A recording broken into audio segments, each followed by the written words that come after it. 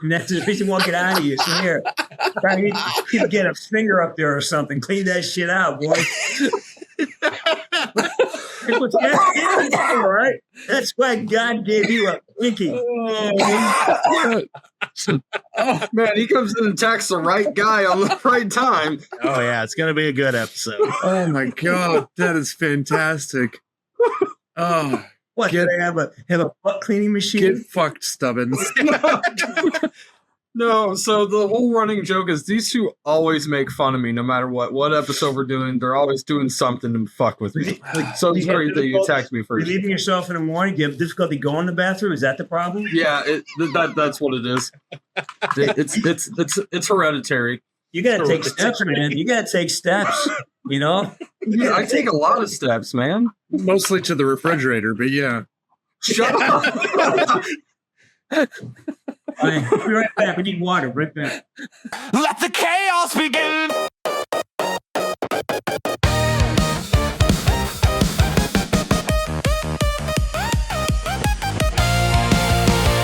Controllers clacking, mics are hot, gamers on deck, we talk a lot. Tech, Twitch streams and viral scenes, we're living the dream behind the screens.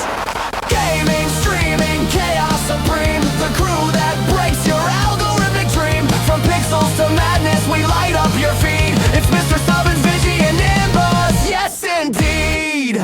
Welcome to the show. Yeah, it's a fucking celery. There you go. Yeah. There you go, Stubbins. That'll get you regular.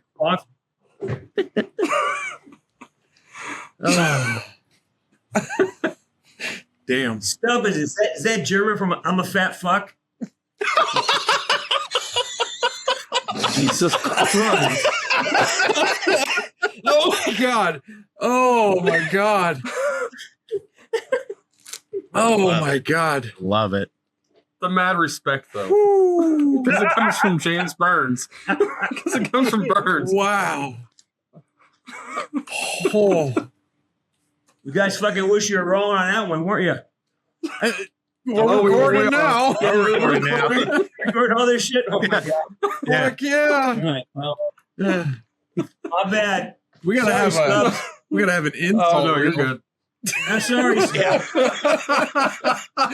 a blooper reel. We need an insult reel. What a joke. Holy No, hell. not that. Can't use my good one, right? You wish you had. Can't use my... Yeah, one of these, baby. Oh, fuck. Yep. Who the fuck are you guys? We're I've just done no random research. fucking dudes. I've done no fucking homework on you guys. You can be fucking mass murderers. I prefer if you were. But Well, you're not. I prefer we were.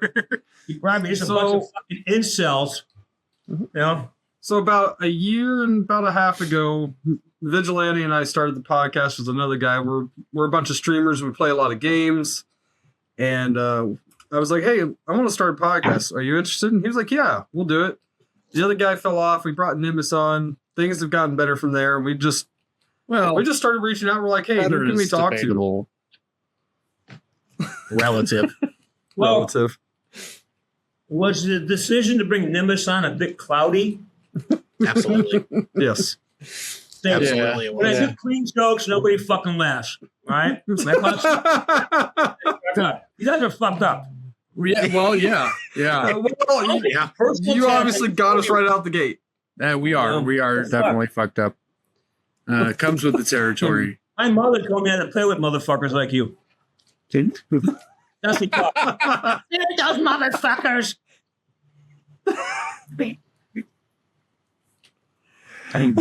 Shit. You good? You gonna make it? I don't know. I might not. Okay. Oh. Hello, everybody. Welcome back to another episode of Pull the Trigger Podcast. My name is Mr. Stubbins. I'm joined today by Vigilante 360, Nimbus Maze, and we have a special guest, James Burns, the OG voice of Frank Woods from Call of Duty Black Ops. He's a special needs guest. Yes. This is our Make-A-Wish guest. Special needs. Oh, fuck. Oh. Yes. That's gonna be a So wild I guess one. starting out, since we are going to start out with like the game side of things on with you coming to the Call of Duty series, what was that like going in there for the interview? Did you expect to get the woods part? No. Well, I haven't got Loudest the ribbon ever. the web. I shoot those fuckers. I don't care. I can hate them all. Why you got to be that fucking noisy? Because your dick's so fucking small, you got to make noise. Yeah, Oh, yeah, absolutely. Yeah, Oh, absolutely. it's fairly. Have you guys fairly done any fucking research on me at all? This is the I've most done a little told bit. story.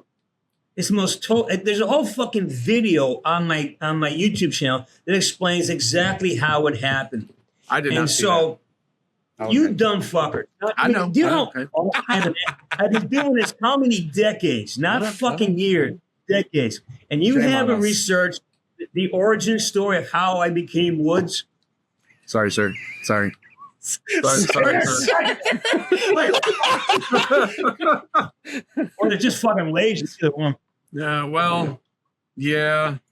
That's fairly All right, accurate. short version. The short version for you fucking stubby ones.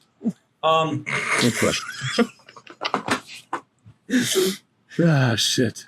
I got invited to do the technology tests. They were looking for someone to test a new technology for full performance capture because Dave Anthony wanted to tell a more nuanced story. Prior to Woods, they had a stunt guy doing motion capture. They had a voice actor doing this thing. It had a face actor who would just kind of, do the lips best he could. They felt that having 3 different performances for one got clunky. He couldn't tell the story he wanted to tell. He felt limited. So we were kind of using it and adapting the technology for Avatar, that full performance capture. So I had weapons training, I had some stunt training, and I happened to know the guy who's organizing the audition. And it was very low level shit. It was prior to even the game being started. And I went in, we liked each other. They said we wanted to come back and do a test for the first level of the game. I said, sure, why not? It's a fucking job. I'll take it. Got along great. We learned a lot about the new tech because it's all new. It's all brand new shit, right? They never done this before. Right. And so we did one. They invited me back for the second test. They brought me back for the third as I came in as the character Sergeant Frank Barnes. Barnes. So then Christmas comes. This is went off like maybe 4 or 5 months. So I got to know these guys really well. These are we were drinking buddies, right? We were pals. Adam Rosas and Dom and all these guys. So what happened was they leave for Christmas, and I'm working. I'm doing television. I do movies. I do commercials. I'm a working actor. So this is just one more thing that I was doing, but I had no idea about the scale of the video game business until we won the VGA. Then, and holy fuck, this is real. And then, so it goes, and then I read in the breakdowns, they're casting a character for a video game, and I recognize this must be Call of Duty. What the fuck? And it says, the Sergeant Frank Woods. 5'11", 195 athletic, East Coast accent. What the fuck? They're describing me to a fucking T, right? My personality traits. And I go, they're casting the recast. How the fuck? They're not. I said, fine, you know what? I got other shit to do. As an actor, you say, fuck it. You just throw your hat in the ring and walk away because you have no control. So time goes on. They start shooting it. And the guy they hired, they weren't getting what they got from the demo. See the demo, see what he's doing, see how he moves, see this, see that. And so finally they just came around and said, okay, just fucking hire the guy from the demo. And that's how it happened. I mean, there's a lot more steps involved there. They had a fight with Activision about it. They didn't want me. Activision didn't want me. Dave Anthony did. And Dave Anthony was the king of the production, so he got to keep me. And then the rest is history. I'm here because of a guy named Dave Anthony. He decided that he wanted me as Woods. That's why I'm here. It sounds like Activision damn near fucked up. Because Sounds like Activision being Activision. Sure. I'm not the most graceful guy when it comes to these kind of things. Like I'm pretty outspoken. I'm too fucking old to hold my opinions back. So I'm sure that helped a lot. So yeah, that was the thing. I was kind of irreverent. I didn't give a fuck. I really don't care. Like I wouldn't. I'm not saying these lines. No, I don't give a fuck. I'm not saying it. Stupid. That's a stupid. Obviously, who wrote this never got punched in the fucking face. Better yet, I know this person's never lost a fight, because when you lose a fight, shut the fucking dog. Shut the dog. I swear to God. My neighbors. I love the neighbors. I hate their fucking dog. It's one of those little shit dogs. You know, you want to punt it down the street. I just like I hate this fucking dog. Look at it. It just doesn't. Anyway, where was I? Where the fuck was I? I was When you lose a bloviating. fight. It was when you lose a fight, nobody knew. Yeah. So basically, lose you a can fight. tell when a woman's written for men and men write for women. You can tell because we think different. Our logic, we logic things differently. We approach a situation differently. And when you've lost a fight, you have a certain disposition. So you know that when you win a fight, well, your chances of losing are pretty fucking good. So basically, the bravado's not there, but there's a depth to it. And so whenever I get lines that didn't make any sense, or any lines that that would make that would insult the player for something they can't control. And I used to be a hockey coach for 20 years. So I refuse to shame anybody who's trying to learn something. Come on, you fucking got this. You got it. I can be intense. Like, don't be a fucking asshole. That's and they had a lot of that shit written in there. These people who wrote this had no fucking clue how to talk. And they're just nerds trying to be. They think swearing makes them tough. Half the fucking words that's were poorly used cuss words. Like, that's not you don't fucking swear in that situation. Mm-hmm. It doesn't make you tough. So shit like that went on a lot. And then finally Dave just said, listen, just fucking write it. I came out, they gave me a script. I came in on Monday. I rewrite the fucking thing. We shoot it on Wednesday, Thursday. So I ended up writing most of the dialogue for Woods for 10 years. I wrote all of Black Ops 2. Yeah, I wrote all that. I wrote a bunch of scenes. I wrote Black Ops 4. I wrote all that crazy introduction stuff and all the specialist training, HQ, and fucking all the insanity in there. That's mine, baby. And that's the shit they let through. You see the stuff they fucking said no to. I got some one-liners and put your fucking hair, man. You can imagine, right? I had stuff in this. So, people be fucking howling. And then go, man, I love it. It's not. They're not gonna let it pass. They're not gonna let it go. And this is when it got really fucking woke over there too. We had HR come down, said we're being too, we weren't respecting the woman in the fucking engineering. Get her the fuck out. This is what we do. Get her the fuck out. If she's sensitive, this is not a sensitive fucking game. I'm not making toilet paste here. We're making a fucking combat. This is for guys, right? And the girls who play are like guys anyway, so fuck it. Anyways, so that's the short thing.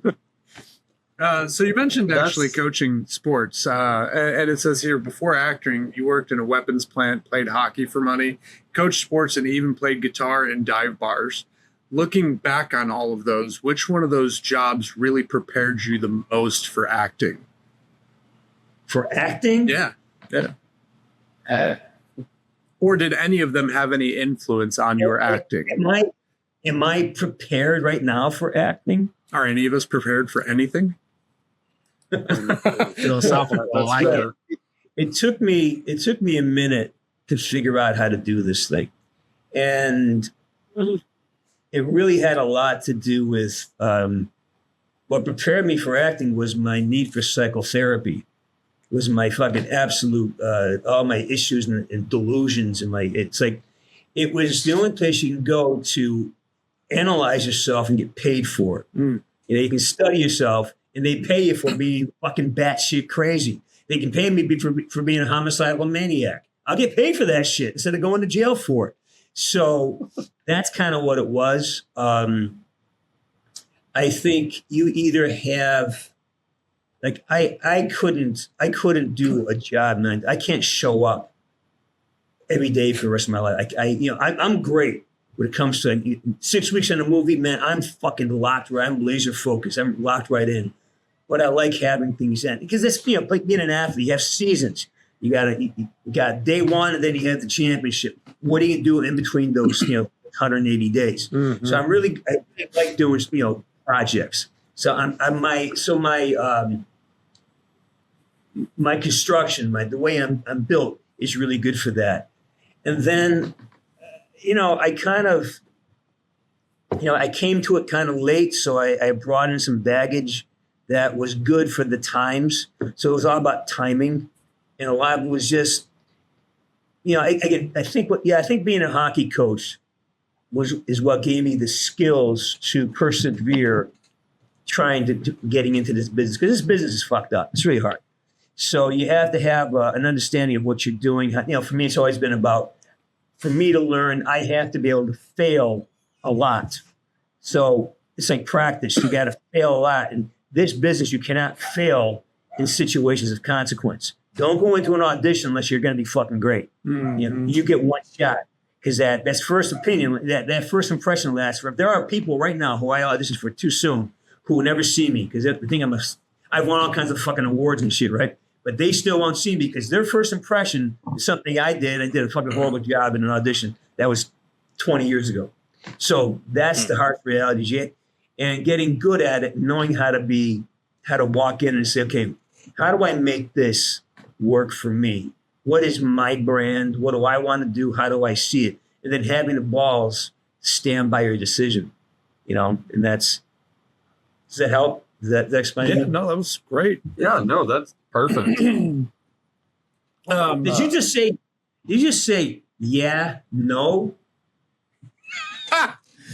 Yeah, no. Yeah. No. What the fuck is that mean? I don't think any of us knows. No.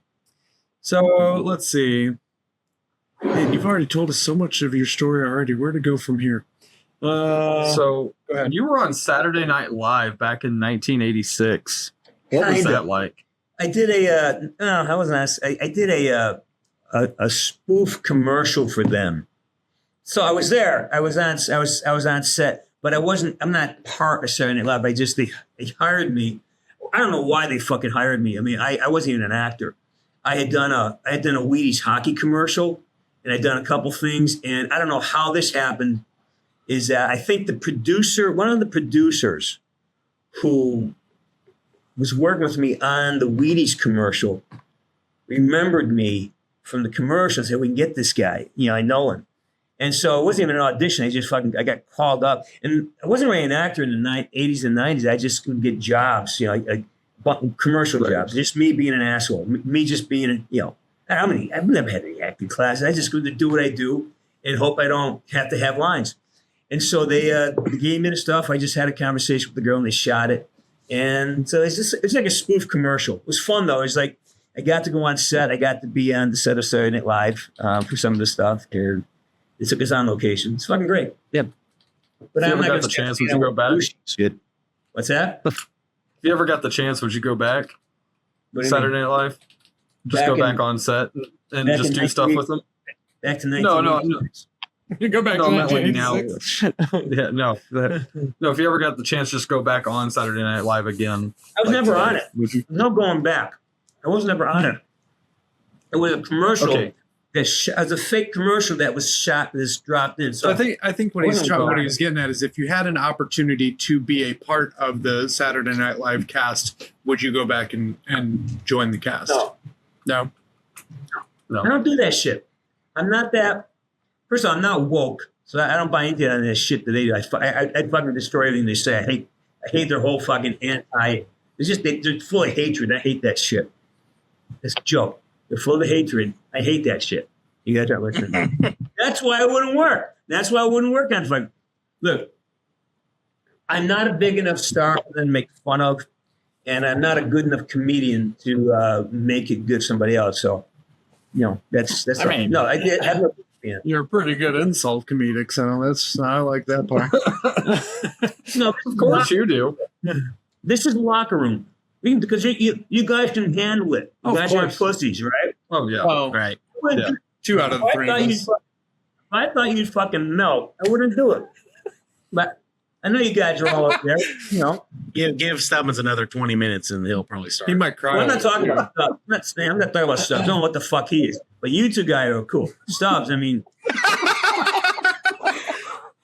Look at his fucking background. It's all children's toys and shit. He's got a little fucking mushroom. He's like fucking 9 years old. With no dick. What the fuck you doing, Stubbs? Oh, Stubbs. shit. Everything. Stubbs.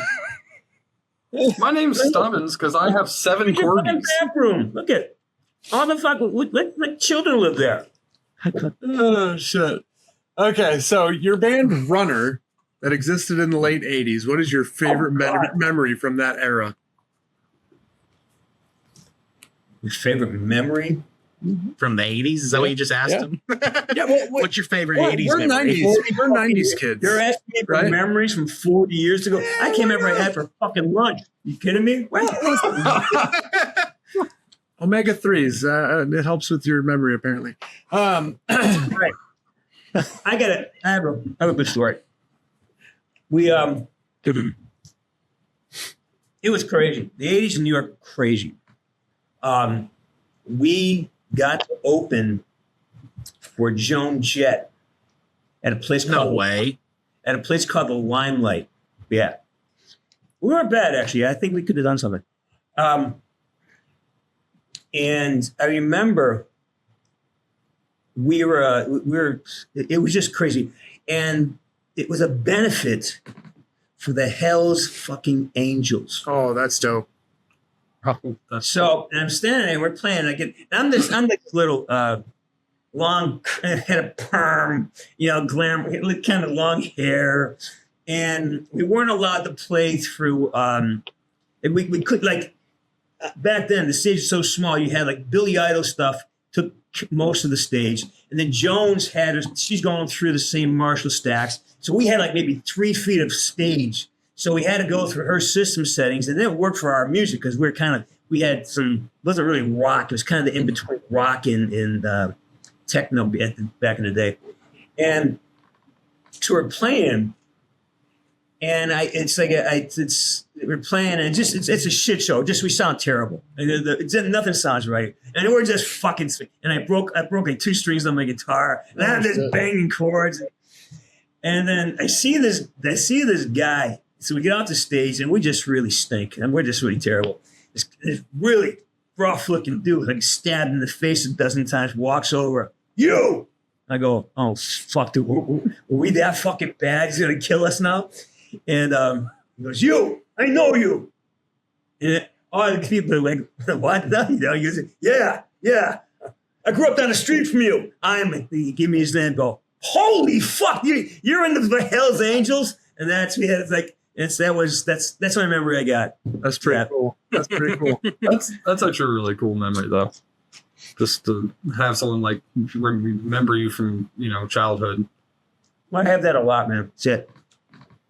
People remember me from childhood. They still think I'm fucking 16. I have friends walk up to me, talk to me again. I'm talking 18 years old. I go, "Are you fucking retarded?" I mean, seriously. You're sitting like, no. That was 50 years ago. You're still bringing that up, Wow, you've changed. They go, wow, you've changed. I fucking hope so. It's been 7 fucking years old. I better change from high school. Damn.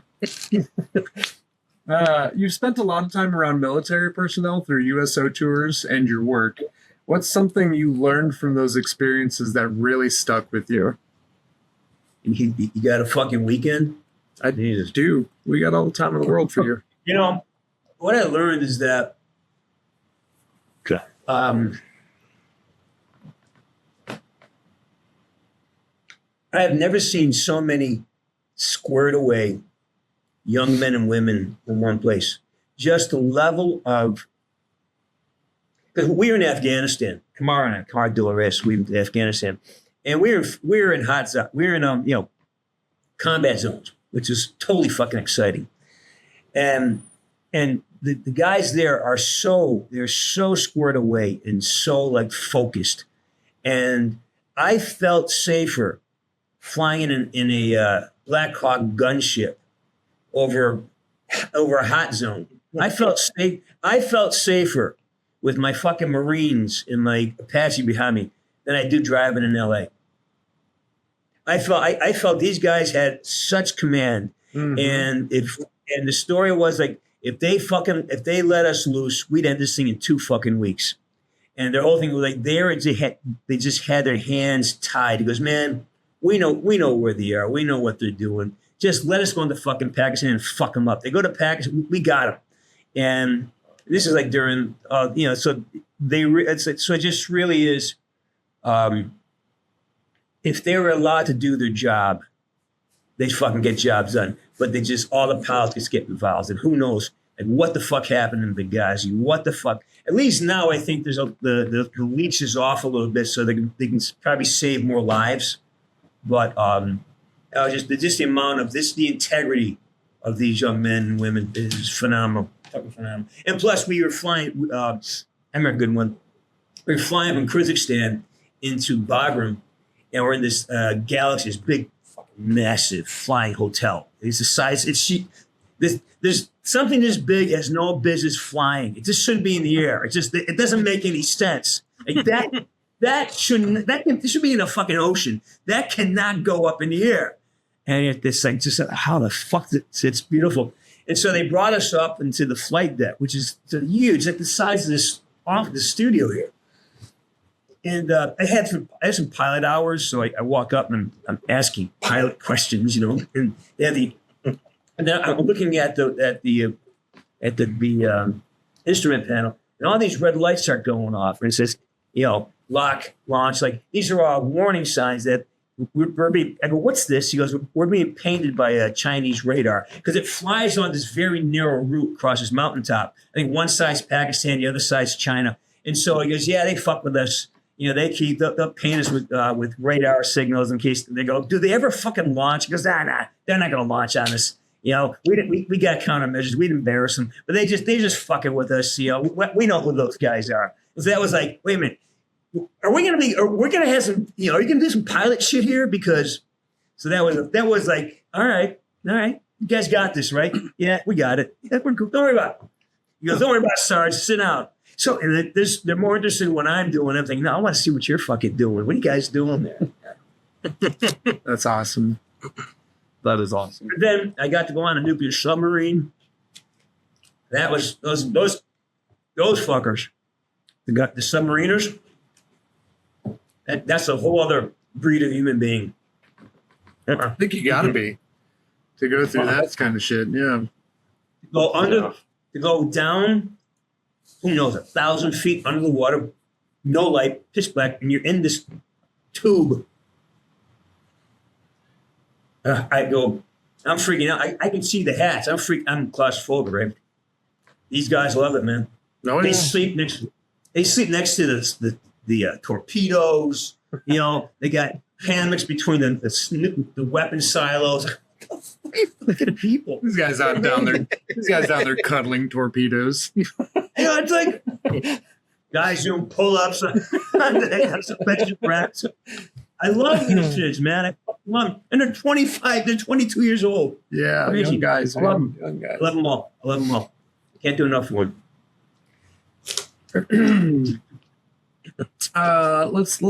Let's pivot back towards the Frank Woods side of things. So you've become permanently tied to the Frank Woods character in the minds of fans like us. At what point did you realize that Woods had become such an iconic character?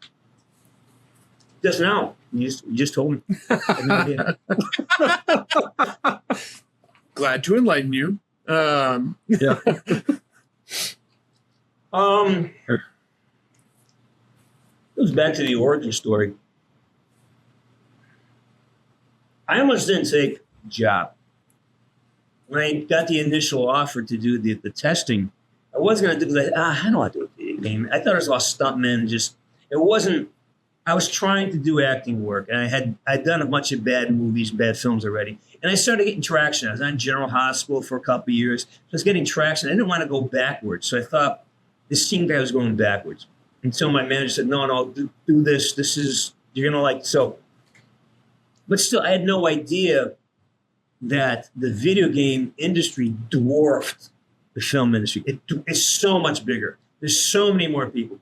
And it really didn't hit me until I went to the VGAs. We won the Character of the Year award. And I had no idea until I walked in and saw 40,000 fans at the Staples Center or as a forum. And there's like thousands of people. And I've played hockey in front of crowds before, so I'm not immune to that. But I was just holy shit. And then I started getting invited to all these events, and I started doing Comic-Cons. I go, holy shit! Well, how did this? I had no idea. I had no idea what Woods was. To me, it was just something like I wanted to have a certain experience on set. I have I don't want to say shit that I don't believe in, and that's all it was. It's a work of love, and it turned out to be other people loved them. So. Does that answer the question? Yeah, kind of rambling. It really did. Yeah. No, it was great. Yeah.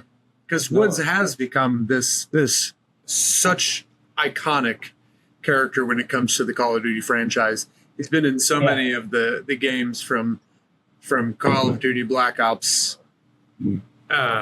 2, and you got Cold War, and it's just Frank Woods is everywhere when it comes to Call of Duty. Yeah. Did you ever have any emotional moments at any of the Comic-Cons? Like, did you have just moments with some of your fans? I've had a few, yeah. More than a few. It's kind of crazy how people get attached to a character. Are you asking for the Chicago story? There's a Chicago story? There's a Chicago story? I guess we are now. I grew up near Chicago, so I'm interested now. I just made a movie up in coming out pretty soon. Just up near the Wisconsin border. I was there 2024. Shot a film there. So I'm gonna eat while I do this. Sure, go for Celery. it. Stebbins usually does. So I was if you ate celery, you wouldn't be fucking constipated all the time. Wouldn't you? Don't lie to me.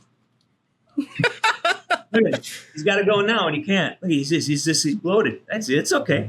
That's right, man. He's been clenching this whole time. Stop squeezing. Stop squeezing. Let it come on naturally. Spend some time. Spend some time. Huh? Drink some olive oil. You'll be all right.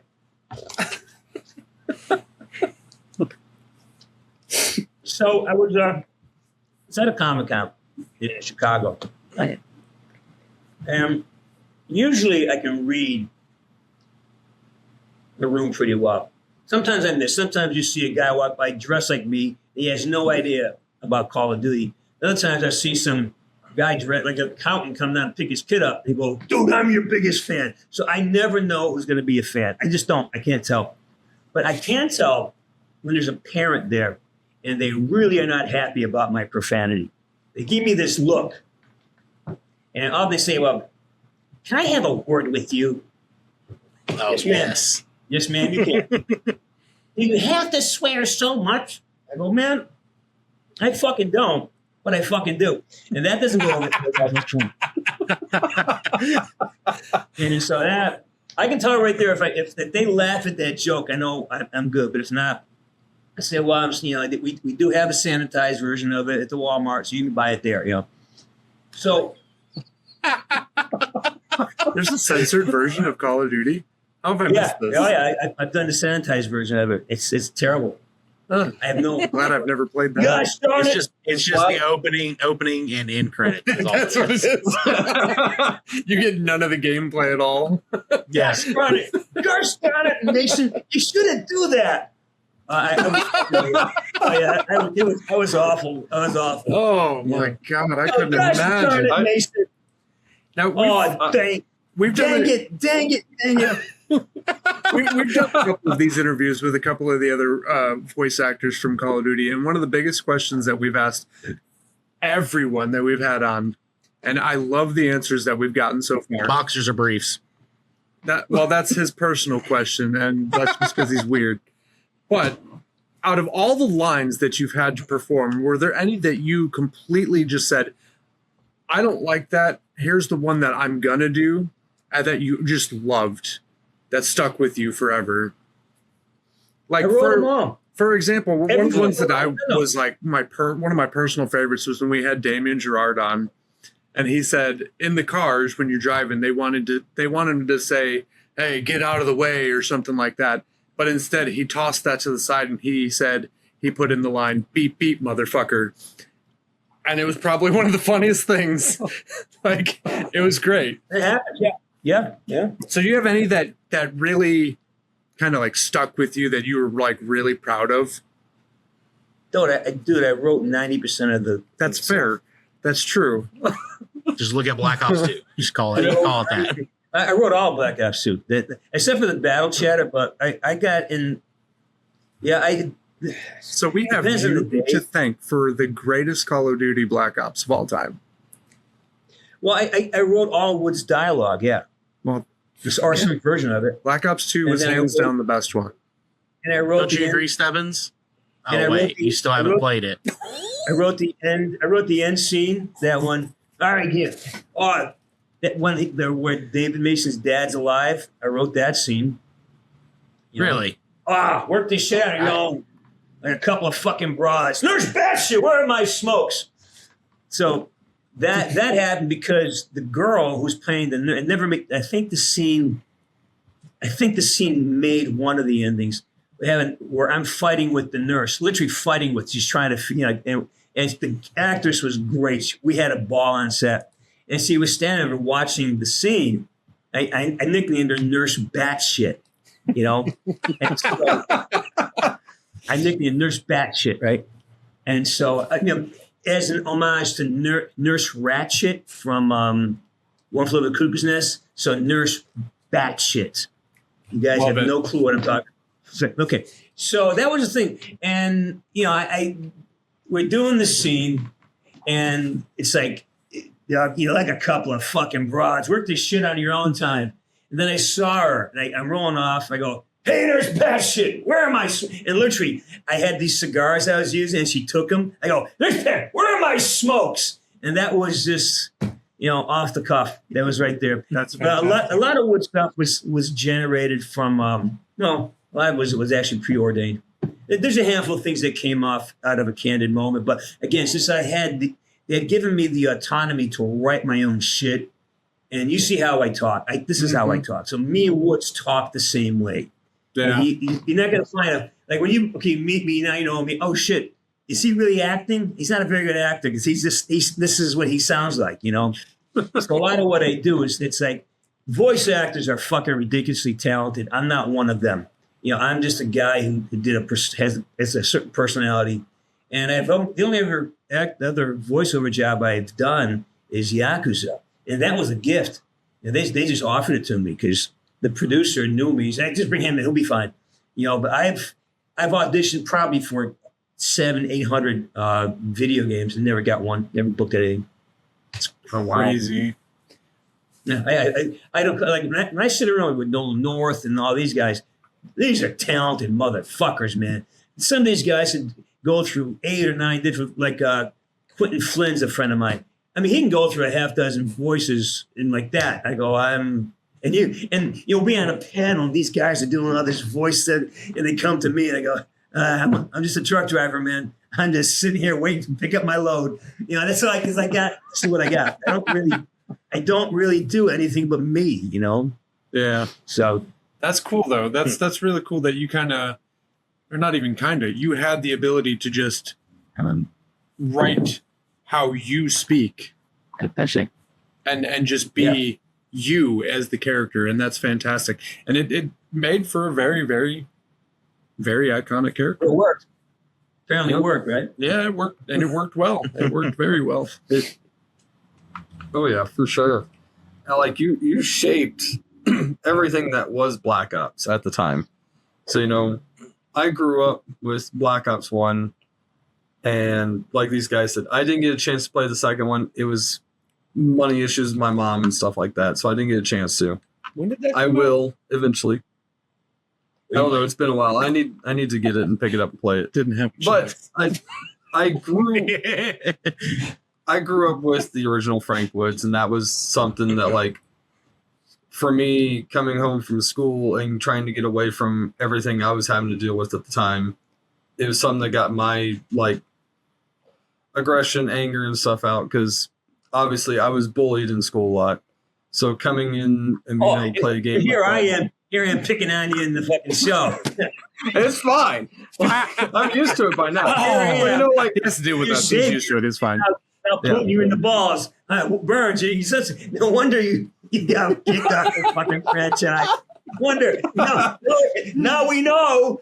No, but it was, you know, coming home and playing a game that you were in. I played the shit out of the first one's campaign. Yeah. And I loved every second of it. Well, Stubbs, let me ask you a question, right? Yeah. What was it? What was it that attracted you to the character? Why did that character have such an impact on you? What was it?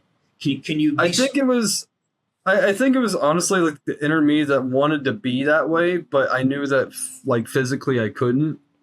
It was something about that, like just the back talking just quick, you know, just coming back at it and just being able to just be a badass, and something I could never be.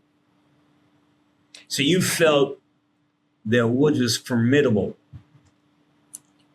Yeah, he was formidable. You know what formidable means?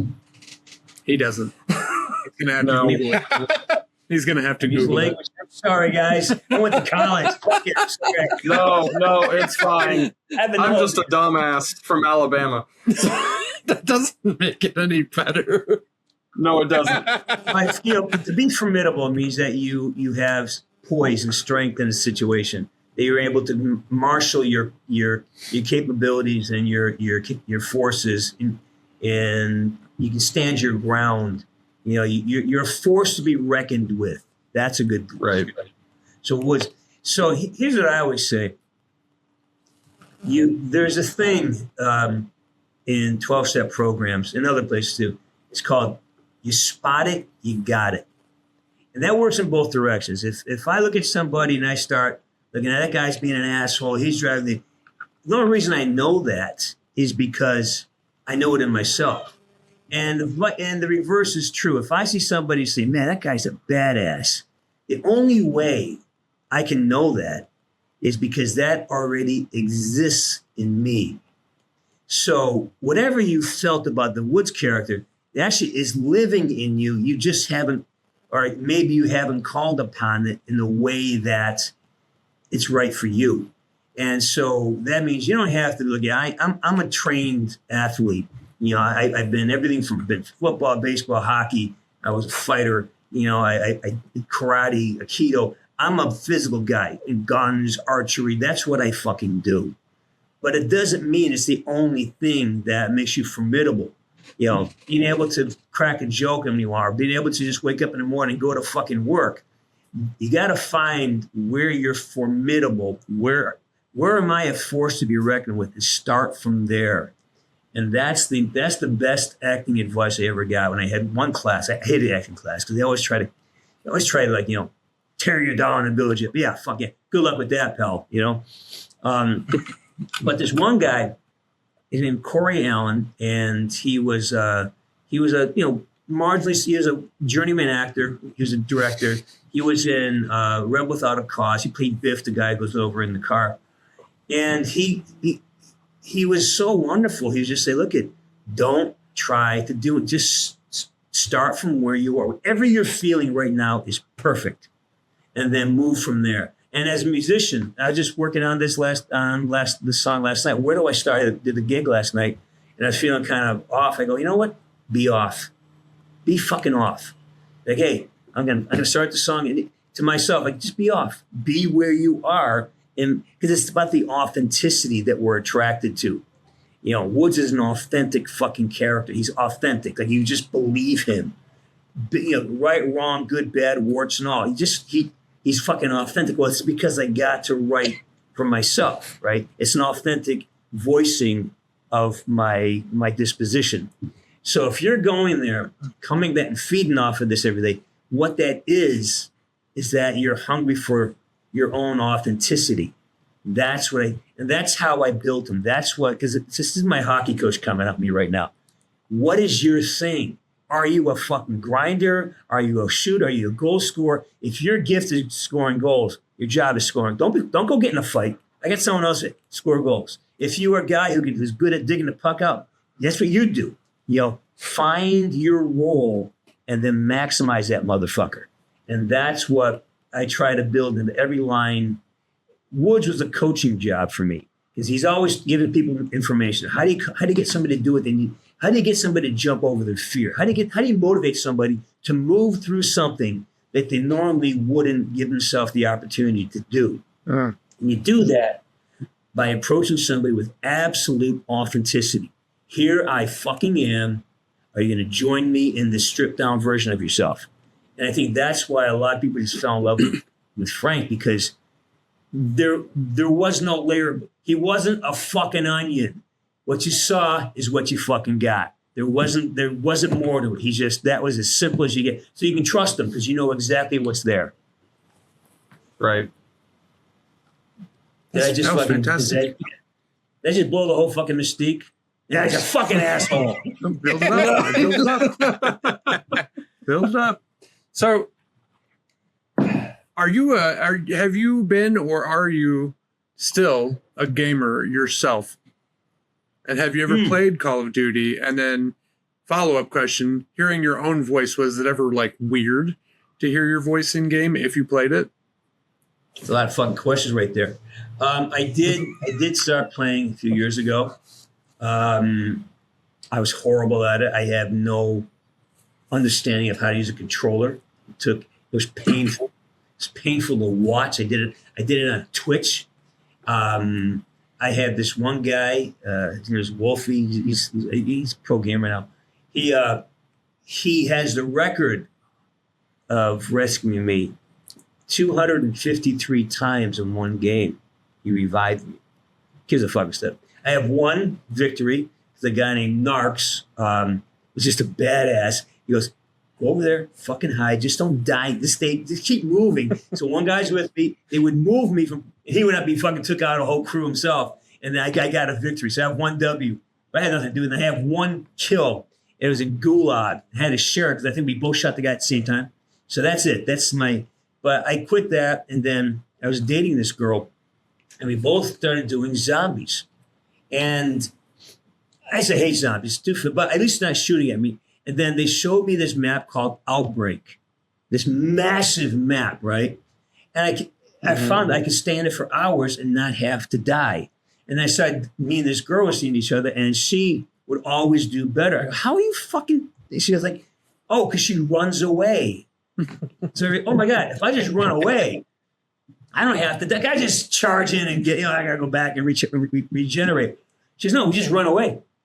Go back, get some more ammo, recharge, come back. Once we started doing that, it became the most romantic thing we were doing in our relationship. Like, hey, babe, what are you doing? You want to jump on for a quickie? Yeah. Oh, yeah. You fire him up. I'll get the wine. You got it, baby. Yeah. Hey, babe, you want a quickie? Oh, yeah. Fire it up. That was kind of the joke. But, I mean, I actually got pretty good. After a while, I got to be, I would say I could jump on and actually hold my own in zombies right now. I could hold my own. I actually took out a couple orders, level 5. I took out. So I have skills. I can. And I figured out how to use different weapons. I figured out how to do things. I figured out what things were. And then once we did that, it became part of a relationship, And now that I'm serious anymore, I don't play because it's it reminds me too much of her, That's cool though that you got to actually play the game that you helped basically create. Well, no, the thing was it wasn't my voice in Outbreak, and that was dude. And for me, I'm like, when I hear my own voice, I go, oh, they took that take? Oh, fuck. This was I'm glad, because I know what I do. Shit. Yeah, they took that fucking take? That's terrible. That was the worst fucking one. God, mother. Yeah, I hated it. I do that a lot. Oh, they took that fucking take? Really? I go, wait a minute. When did it? This was from that other. Oh, they fucking used. They better pay me for that because that was from a different session. So it's really technical. Like, wait a minute. This was from March, and now they're using it again over here. Do they owe me money? These motherfuckers. So that. I said, wait a minute. That's from a different session. Then, well, no, we own everything you say. So, oh, fuck you guys. And then when I hear the new guy do it, I'm like, coach, dude, don't say it like that. Say it like this. You could do it like this. Don't do that. No, you can do. There's so I hear, and I've canvassed the zombie department to put Woods in zombies since day one. I go put Woods belongs in zombies. Come on, who is better equipped to kill zombies? And you imagine the one-liners you can get out of fucking Woods in Zombie Land. Oh yeah. Oh yeah. And then they finally put the other guy in. I go, dude, you have this opportunity. What the fuck are you doing? Say it like this. Do it like that. No, don't do that. Don't say it like that. And they're you missed out. Anyways, that's how I listen to it now. In my stuff, I'm very much like, we have better takes of that. I don't know why they use that one. And then, or in the new one, I go, I'm coaching. Geez, you could have done this with that line. We could have done this. Or, I don't blame him. It's the directing and the writing, but, come on. So. Can you speak to that when how they've got this new guy now voicing Woods over you, or do you coach this guy or anything? You know much about this as I do. I have told anything about it. I invited him on the show at Sarge's Corner a bunch of times. He never showed up. I don't know if he's just afraid of it. I don't know if Activision got to him. I know that Bruce was going to come on my show, and I know they kicked him. They told him not to do it. So I don't know. I don't know. It's like all I say is my response is, man, I'm so grateful. Look at this. Look what they fucking let me do. Yeah, that's all I say. I got to do this character. It's done so much for me. I've been all over the fucking world. I have fans everywhere. I meet great guys like you, and I'm just saying I feel I'm grateful for what I got. What they do, whatever they do moving forward, doesn't involve me. Everybody I did it with is gone, and I wish everybody luck. I don't know what to do next, but Wow. Got like a somber, serious fucking conversation. Stubby's like, what's going on, Stubby? Are you dropping a deuce for next year and we don't know about it? They're trying to find our next question. Man. Stop bringing it up. You have a chair with a hole in it so you can guarantee it. Exactly. Yeah. Guaranteed. That way he doesn't have to get up. Drop straight to the floor. It just goes. No, I just put outside out of mine. So while they're looking for another question, reads it. A little cat box. When you did Black Ops 2, there's the one ending credit with Avenged Sevenfold, and Woods is playing the drums. Yeah. Did you get to maybe meet Avenged Sevenfold, or how did all of that transpire? Again, this is all This is all live behind the scenes footage on the Sergeant's Corner. Yeah, it's beautiful. Yeah, those guys are great. We spent the whole day together. They were amazing. We had a blast together. That's awesome. A lot of that shit was total. A lot of that stuff. I wrote that scene too. I helped Dave write that. I kind of put a. That is awesome. That's one of my favorite scenes in a Call of Duty game. I wrote a lot of that shit. I wrote that, and then the one where he says he throws the chair back and says, "Oh, that shit." What happened was, the chair. That was in a real wheelchair, right? And so we have it's a volumes. It's all infrared projectors, so you're covered in the white dots, and plus they have cameras like that. And everything, so they capture, you can get really good images, right? So I'm sitting there, and they got the scene. They walk in, they say, "Hey, old timer, you ready to rock?" And I've been kind of standing up a little bit, to kind of throw people off a little bit. Stand up, okay, to kind of reveal it slowly. Well, I forgot to relock the wheels next time during the take, and I got up and I pushed down, like I pushed down on the edges of the wheelchair, and it goes flying back, right? And it smashed into a camera. And I go, oh, that shit? Yeah, it's fucking lazy. Let's kill this thing, you know? That's awesome. That's awesome. And they kept it. Hell They kept it. Oh yeah. As they should have. Oh, this shit? Yeah, oh, that shit? This fucking lazy. Let's kill this Fucking thing. lazy. That's awesome. Oh, one of the greatest lines. Okay. In doing all kinds of interviews and everything else that you've done, has there ever been a question that you wish somebody would have asked you during an interview that nobody has asked you? So, you make me work so fucking hard. No, I don't know. We're good at what we do. Well, they are. Yeah, well, 2 out of the 3 of us.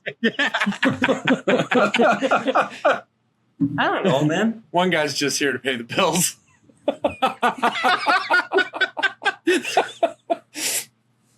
The thing is this, why do I even do these fucking things? That's my question. I love the fans. I love meeting you guys. I love, when I started doing this stuff, there's a couple of guys who I went on to shows and they're neophytes and now they're fucking big deals. And I love seeing that happen. Mm. If me just sitting here having a conversation with a couple of guys and undecided,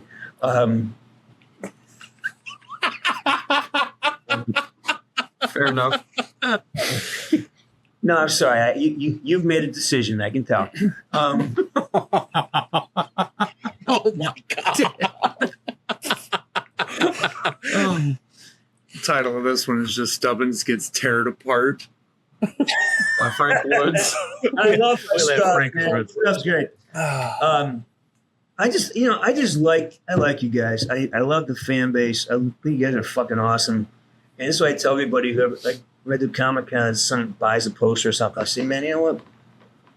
Thank you guys. Because if you guys didn't pay attention, if you guys didn't focus on this fucking game, spend the money, have your, beg your parents to get it for you. If you didn't go through all that, I wouldn't be here. I wouldn't exist. Now, Woods wouldn't exist. I wouldn't. I'm only here because guys like you paid attention. And what's the most valuable thing you can offer another human being? Your attention. Attention is love, man. Attention. What's the thing that everyone's trying to get these days? Attention. You get more attention, you have more power, you have more money. Attention is everything.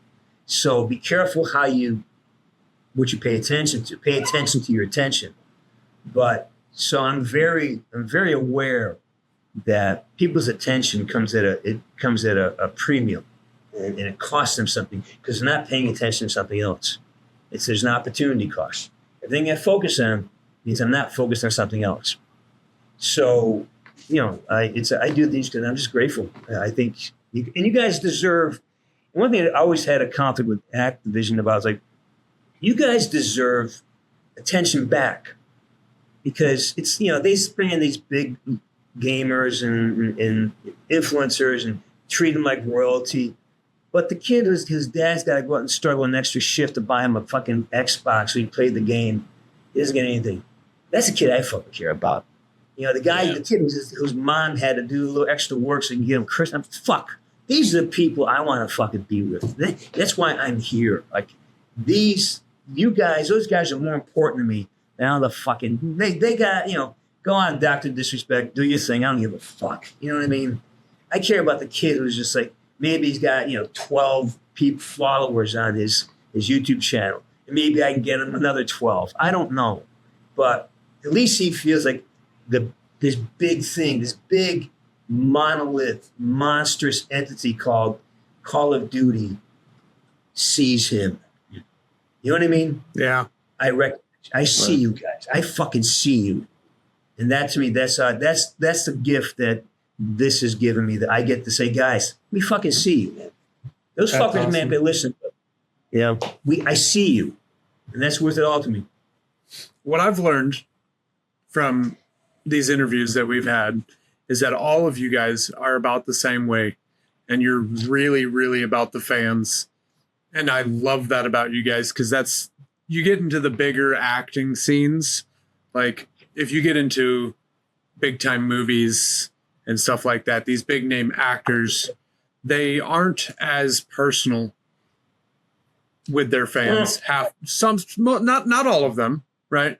There are plenty out there that do it, but there are some Careful. big names that are kind of like, I got to stand up for famous actors here because I've been close enough. Not in the same way, but I've been like the lead in movies. I've been like the main character in a TV series. And stuff I've done where I'm the central character. And when the movie, what the fuck is this? Damn. It's my shape. When you are on every page of the script, okay, when you are the guy, the reason the money's there, when that all falls on top of you, there's very little room to be fucking nice. Like, oh, I got 12 scenes today. I got 15 pages. I got 3. I got to learn this. Oh, I just got these pink. There's very, like, you don't have time to talk to every extra. Hey, nice to meet you. I mean, when you have one scene, but when you like are in the middle of it, again, attention. yeah, Where do you put your attention? You guys go on the fucking job, man. right. Like if you caught me in the middle of working on Black Ops 2, it's like I wouldn't give you time of day. I'm like fucking, I would ignore people because once I get into my state, once I get the right woods configuration, anything I do is a leak and it affects the outcome of the scene. Mm-hmm. So I have to protect the energy and many. I know a lot of the name actors you're talking about.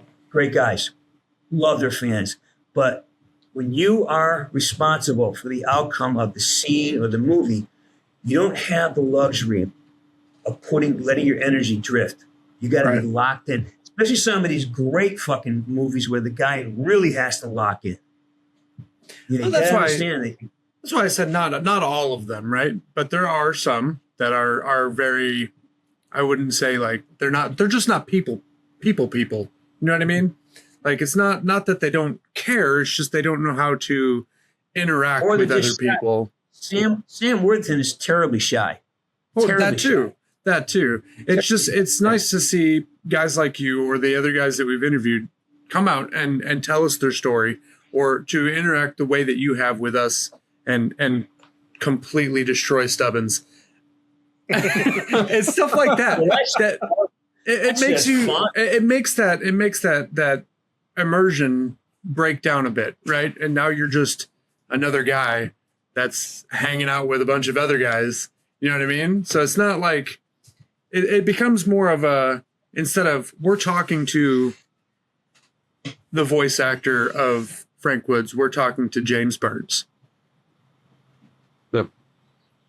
And that's kind of where I was going with that. I may have worded it completely wrong, but that's where I was going with it. It's a more personal experience when it comes to, this kind of setting, and it makes it's awesome. I think it's amazing that we get the opportunity to sit down with guys like you.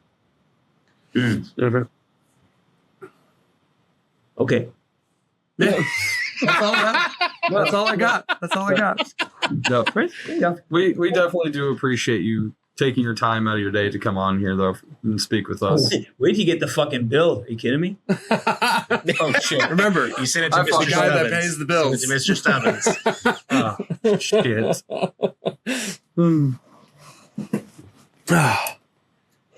You guys got Well, anything? my wife's gonna be pissed about this one. Yeah. It's like the Stubbins is going to have to take out a second mortgage. why was the fly? There's a joke about a fly in a toilet seat. No. Why did the fly leave the toilet seat? because they got pissed off. I like that. I'm going to use that tomorrow. Please don't. Please don't. Please don't. Make sure to credit the source. I'm gonna go and tell my boss. Don't credit the source. The source was a playground in Pittsfield, Massachusetts, when I was like 6 years, maybe 6th grade. I guess it's a 4th grade joke. They pissed off. Oh man, you guys have any other questions you want to ask? No, I mean I'm good. I'm just still starstruck that James Burns came on here. Well, then I guess we'll go ahead and start wrapping this up, and we'll do one final thing. Do you have anything that you are working on right now that you want to plug or can plug? Oh, that you want everybody to know about? I just released an album. It's everywhere. It's on Spotify. You can go over to Bandcamp and get a free download, which I would ask you guys to do. It's What's called the name of it?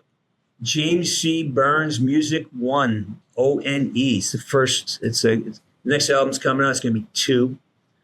These are highly produced. I also have a live version coming up. So, go check it out. And there's music videos. I got a music there's a music video channel on my YouTube channel, Sarge's Corner. I've got a couple Christmas songs I've done on it, and I do spoof Call of Duty Christmas songs. This year's was Warzone Santa. It's That's fun. awesome. Yeah. That's awesome. So that's it, man. I'm going balls deep into music right now. So I do. Oh yeah, that's what's up. Yeah. Oh yeah. I write, produce. I'm in the studio every day in the mornings. And that's one of my recording booths over there. I love it. Oh wow. So yeah, go check it out, man. It's called James C. Burns Music 1. A lot of songs I'm proud of. Right now, my favorite song is a thing called Leap of Faith. And probably there's a couple I kind of built a couple voices for it as well. And there's a song called County Line, which is fucking magnificent. Anyways, so that's my. I found it. One of the titles for one of the songs. Hey, you got a truck? That I like that closes out the concert. Whenever you do a concert, that's the one. You want to have some fun? Listen to it first. That's the one. Yeah. Oh yeah, I'm definitely gonna check that out. That's awesome. Yeah, I'm definitely gonna be listening to this album. That's awesome. Well, again, like I said, this is where we kind of wrap it up. So again, thank you so much for coming and hanging out with us and giving us your story. We love to hear. You guys are fucking great, man. I wish you all the luck. You got a really nice vibe to you. You're very professional. You're prepared. And even though you got we fooled them, we're professional boys. Two out of the 3 of us. Yeah. Yeah. And Stubby, keep working, man. It'll come. Get that little finger, just move it around. Just go counter.